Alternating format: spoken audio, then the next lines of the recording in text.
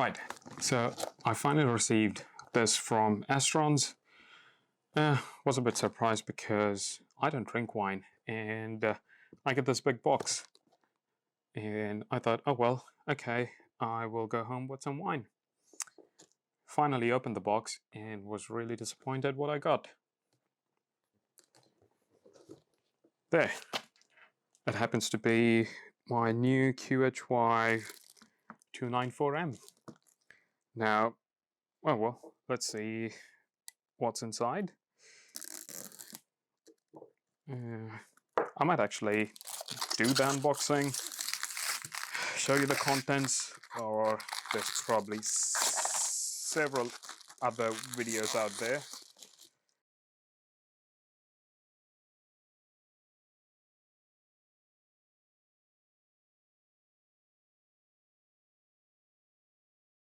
So there it is. Oh.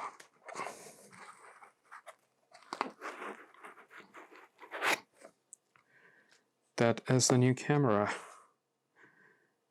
Okay, so it just has a filter wheel connection, a DC input, and just a USB 3. Now, it would have been nice to have some USB cables, USB input or output there, but that's all. And if we remove the rest of the stuff, I guess we have the power cable. Yep, that's the power cable. We have some, extensions and rings and adapters. That's probably just the USB cable. Yep, that's just the USB 3 cable. And that would be the power brick. Yep, just the power brick. All right, and that's that.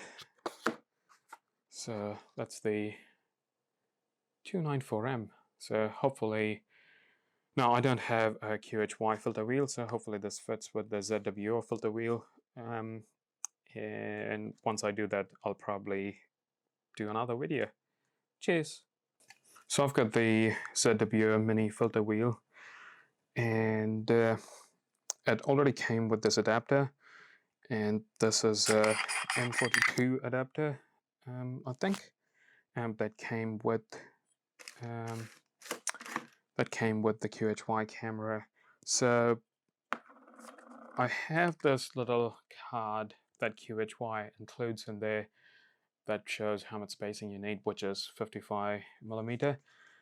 And this shows that you need a filter wheel, an OAG, which is 10mm, or just one of these spacers that's included, which is this M54.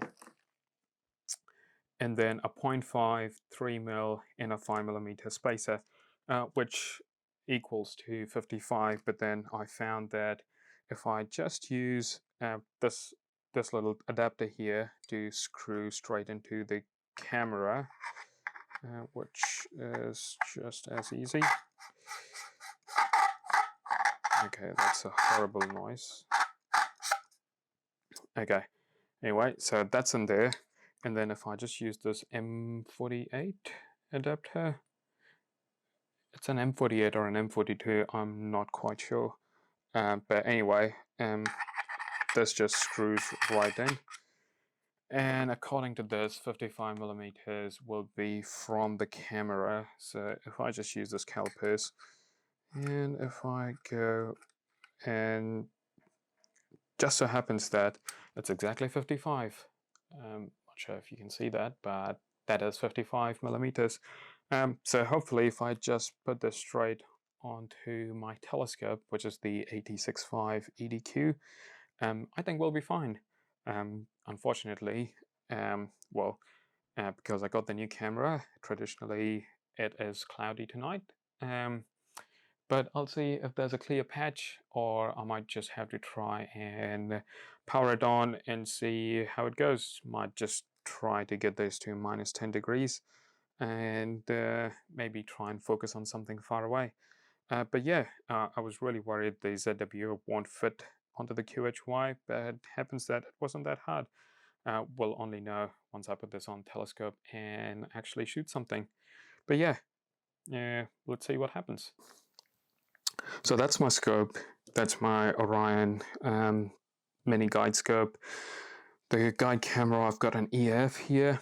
But what I've done is, so I had the T2 adapter previously on my scope with the Canon T2 ring. So I've just removed that, and I've replaced the adapter that comes with QHY with the already one that I had.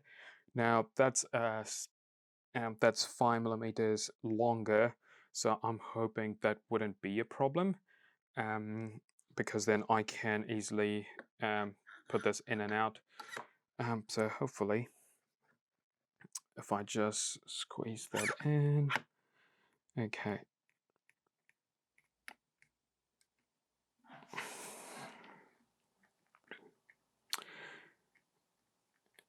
And that should be it. Okay, maybe not.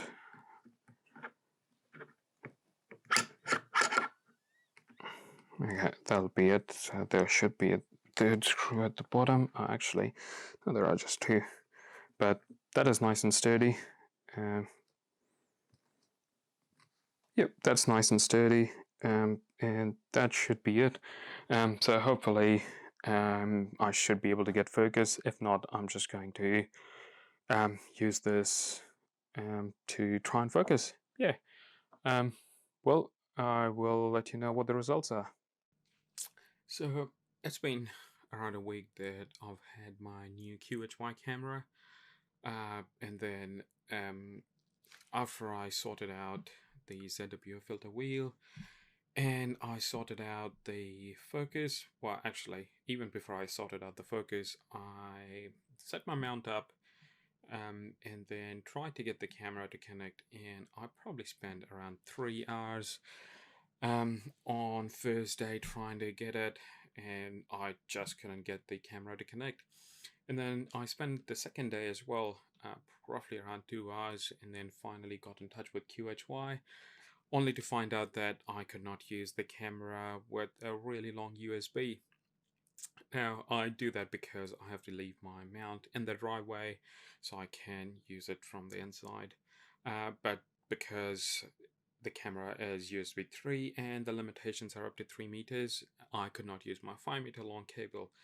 So that was sorted, and then because I installed those QHY drivers multiple times, and I also installed the stable version, and once I directly connected my QHY camera to the laptop, I could not connect it.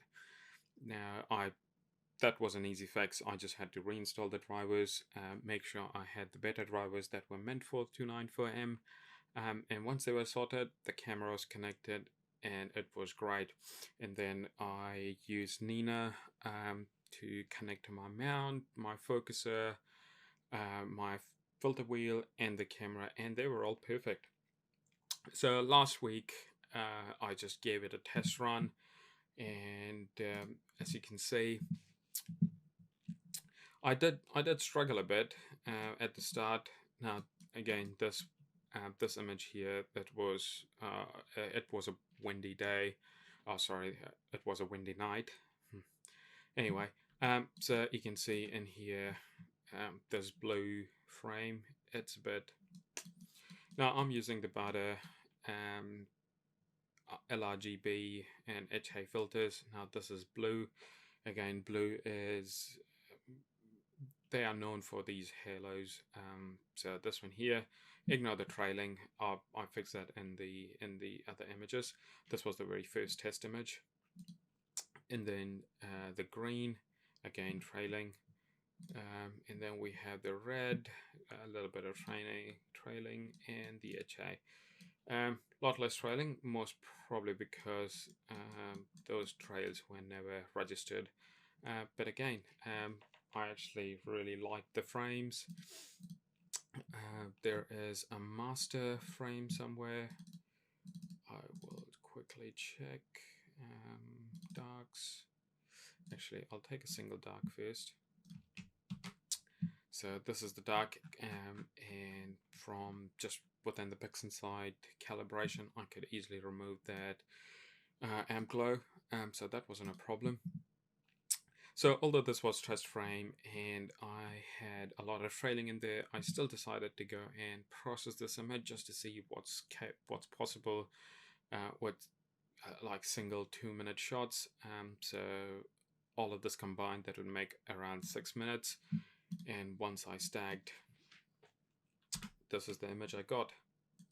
Now, because there was trailing, you can see there's a bit of trailing in there. I did a heavy noise reduction on that, but that's the very first image that I did get on QHY. But this wasn't the very first one that I posted.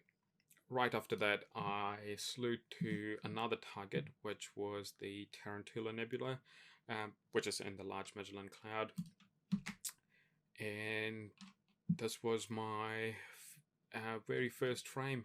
Now, I did end up taking multiple frames, but as you can see, this is a 5-minute exposure, and the stars are perfectly round. They might be a bit out of focus, but I don't think so. I did run autofocus run on these, so they look pretty good. They do seem to be a bit out of focus, but again, that's because I am missing that extra bit of extender that I need to get the right focus.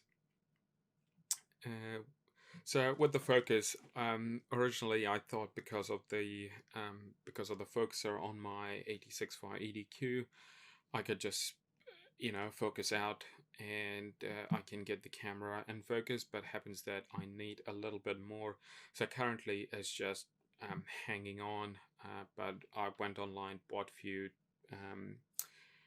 M48 extender rings, so hopefully once I get that, I should be able to focus really nice. Because at the moment, I'll show you the other image where I did get a bit of tilt, and all the stars at the top are out of focus, and at the bottom they are nice in focus. But with this specific image, most of the stars were in focus. They're only apparent that they might not be out of focus, or they might be something else, only if you zoom right in. But as you can see, looking at this cluster, you can individually make out the stars. So I think the focus was alright. So that's the hydrogen alpha, that's the red. Is that the red? Yep, that's the red. This is the luminance, this is the blue and the green. Now in the blue, again, they seem to be a little out of focus. Again, with blue filter, this was the night when there was around 60% moon. So I think it had a bit of trouble focusing, and again, there wasn't enough play. That wasn't enough for the focuser to actually play with. So once I get those extenders, I think it'll be fine. But anyway, I ended up processing this image just after the LRGB combination and using HA as a luminance. This is what you get. I was actually really impressed with this image. You can get really nice details. There's a bit of color noise, but that can easily be dealt with. Even though the blue filter was a bit out of focus, I think the hydrogen alpha and other filters being in focus kind of fixed the image. But again, that is something I need to fix. So after running through some of the tutorials by Galactic Hunter, I had a look and I finally processed this image, and this is what I got. It does look a bit soft.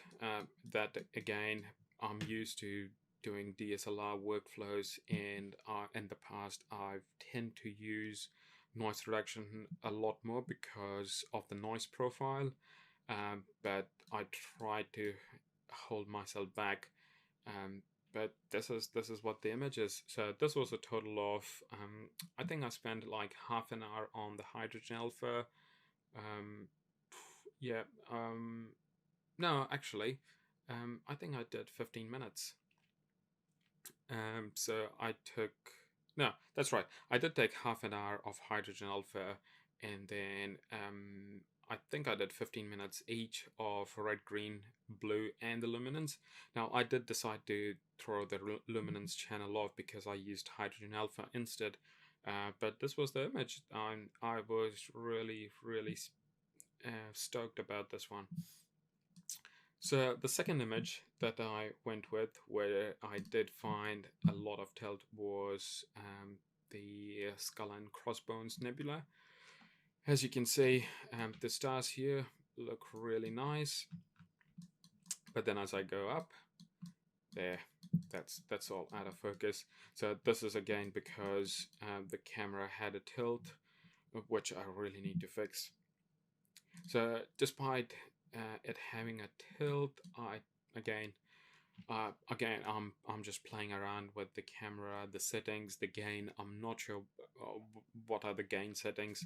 I think in this one I've used the default gain settings that comes in Nina, and I will just check what the settings were. I think the gain was something 1087. I'm just going to quickly check. Yep, 1087. So this one was a 5-minute exposure. And considering 5-minute, I'm using a CEM60 for tracking. It's auto-guiding with the Orion Starshoot auto-guider with a 50mm guide scope. So I was really happy with this one. This one might have actually had better focus where it needed. And then if I look at the blue one, for some reason blue seems to be a little trailing. I've got no idea why, but that is something I'll just have to fix.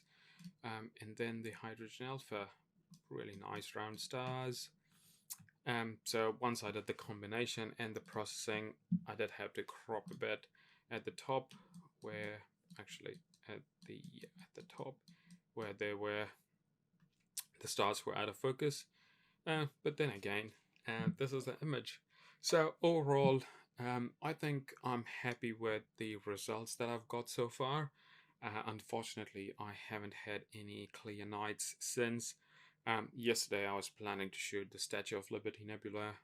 I put my mount out, and it just got clouded. Like literally within 5 minutes, there were dark clouds. So I guess if it stays clear tonight, I should be able to shoot something. I think I will go for the same target, and if I've got enough time, I might try and shoot the cloud and the Puppis constellation. So yeah, so let's see what happens. Cheers, bye.